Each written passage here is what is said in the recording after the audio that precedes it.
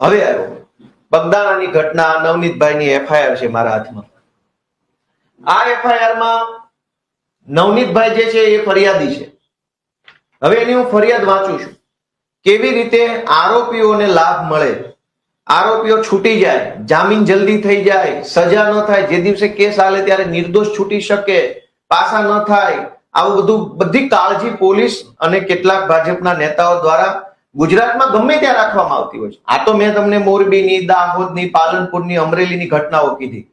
આ બગદાણાની ઘટના, બગદાણાના કિસ્સામાં શું થયું કે આખો સમાજ આવ્યો, સમાજના આગેવાનો, રાજ્યના મંત્રીઓ, કેન્દ્રના મંત્રીઓ, કેબિનેટ મંત્રીઓ, સાંસદો બધા જ આવ્યા.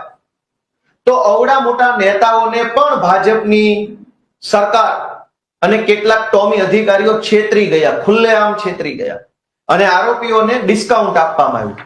નવનીતભાઈએ લખાયું, નવનીતભાઈ જે વિડીયોમાં બોલ્યા એ વિડીયોમાં એવું બોલે છે કે ભાઈ એને પહેલા જયરાજનો ફોન આવ્યો, પછી બીજા એક બે વ્યક્તિનો ફોન આવ્યો, ત્રીજાનો ફોન આવ્યો અને પછી રાત્રે આ માથાકૂટની ઘટના બની.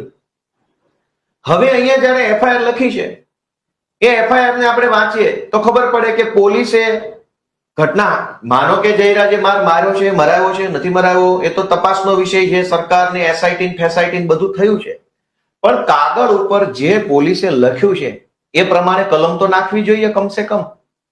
તમે કલમ જ સાચી નહીં નાખો તો કોઈ દિવસ સાચી તપાસ નહીં થાય. એસઆઈટી બનાવો કે આખી એબીસીડી બનાવો, જ્યારે તમારા કાગળમાં તમે ઈરાદાપૂર્વક 3-4 કલમ ઓછી લખી છે. એક તો દરેક વખતે ગુજરાતમાં એવું થાય છે કે ફરિયાદી જે ફરિયાદ લખાવે એ પોલીસ નહીં લખે, પોલીસ એની રીતે લખશે. તમે એમ કહો કે મને માર્યો, મારા ખિસ્સામાંથી આ કરી લીધું, મારો હાથ તોડ નાખ્યો, તો પોલીસ એમ કહેશે એવું નહીં લખાવવાનું, મને ગાળો દીધી એવું લખાવો ખાલી. તમે એમ કહેશો કે ભાઈ મારી પાસેથી પૈસા માંગ્યા તો પોલીસ ના પાડશે, એવું નહીં લખાવવાનું. તમે એમ કહેશો કે ફલાણા ભાઈનું નામ લખો તો પોલીસ કહેશે ના, નામ નથી લખવાનું, તમે એમ નામ ખાલી અમે પાછળથી નામ ઉમેરી દઈશું. એટલે કોઈ પણ એફઆઈઆર જે લખાય છે એ ફરિયાદી સાથે જે ઘટના બની છે એ ઘટનાની એફઆઈઆર નથી હોતી.